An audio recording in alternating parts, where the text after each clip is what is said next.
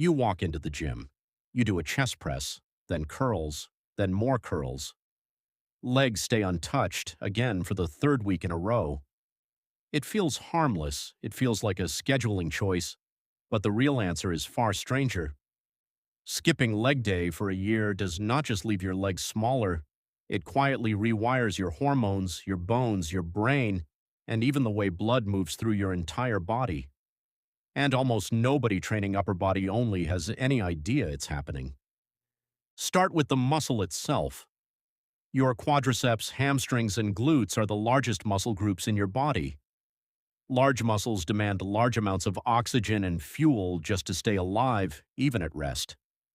When you stop loading them, the body treats that tissue as expensive real estate it no longer needs to maintain. Within about 2 weeks of complete disuse, measurable atrophy begins, not months, weeks. Dr. Marcus Bamman, who has spent decades studying muscle disuse at the University of Alabama at Birmingham, has shown that unused muscle fibers don't just shrink evenly. Type 2 fibers, the fast, powerful fibers responsible for explosive strength, shrink first and fastest. These are the fibers you'd use to sprint, jump, or catch yourself from a fall. So a year without leg training doesn't just make your legs look smaller, it strips away the exact tissue your body relies on in an emergency. Here's where it gets stranger. Your legs aren't just muscle, they're a hormonal engine. Big compound leg movements like squats and deadlifts trigger a much larger anabolic hormone response than isolated upper body exercises.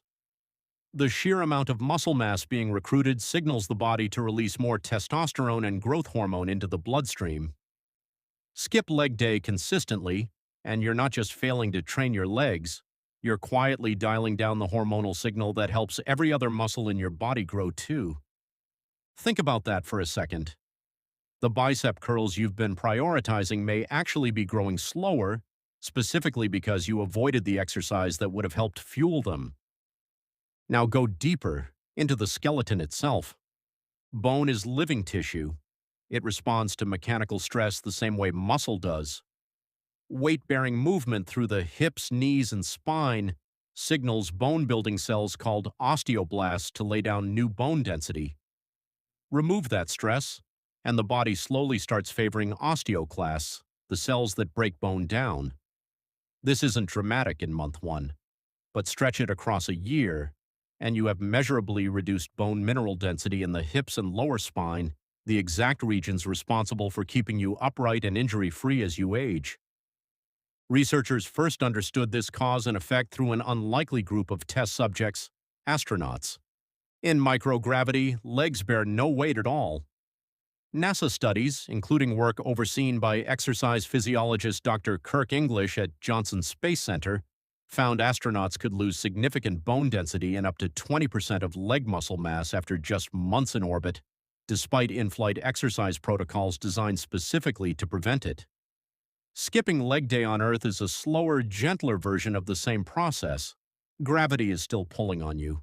But if your legs aren't fighting back against it with real resistance, your body starts to behave as if you were floating too. There's an even older discovery hiding underneath all of this. In the 1980s, researcher Dr. Erwin Rosenberg coined a term for age-related muscle loss, sarcopenia. He noticed something unsettling. After age 30, humans naturally begin losing muscle mass every single year, even if they do nothing wrong. And the legs are hit hardest because they carry the most mass to lose in the first place. Resistance training, especially heavy lower body training, is one of the only interventions proven to slow this decline. Skip leg day for a year, and you're not staying neutral. You're accelerating a process your own biology was already working against you. So what does a full year of this actually look like, day to day? Around month 1, strength in the legs begins to quietly decline, even if you don't notice yet because you're not testing it. Around month 3, visible muscle tone starts to soften, particularly in the quads and glutes, the muscles with the highest concentration of fast-twitch fiber loss. By month 6, everyday movements that used to feel automatic, like climbing stairs quickly or getting up from a low chair without using your arms, start to feel slightly harder. You might blame it on being tired. It's rarely fatigue. It's strength you no longer have. By month 9, something more specific starts happening at the hips and knees. Muscular imbalance sets in. Your upper body has grown stronger and heavier, while the muscles meant to stabilize your lower body haven't kept pace. This mismatch is one of the most common hidden causes of lower back pain in people who train consistently but avoid legs. The spine ends up compensating for stability the hips and glutes should be providing. By the 12-month mark, the changes are no longer subtle. Reduced leg strength, reduced bone density in the hips, a blunted hormonal response supporting growth elsewhere, a visibly disproportionate physique, and a meaningfully higher risk of injury, because the muscles responsible for absorbing impact and controlling movement, especially the glutes and hamstrings, have quietly become the weakest link in the entire chain.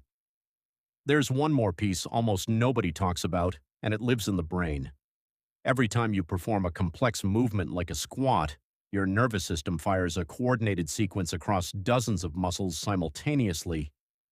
This is called neuromuscular coordination, and like any skill, it degrades without practice. A year without heavy leg training doesn't just cost you muscle. It costs you the fine motor control your brain has built specifically for balance, direction changes, and catching yourself when you stumble.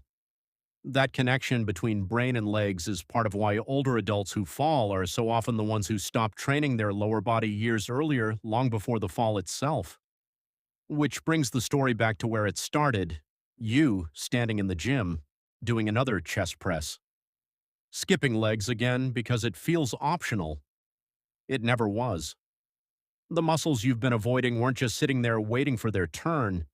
They were quietly running the hormonal system behind every other gain you were chasing, holding your skeleton together, and keeping your brain's oldest, most automatic skill, walking without thinking about it, fully online.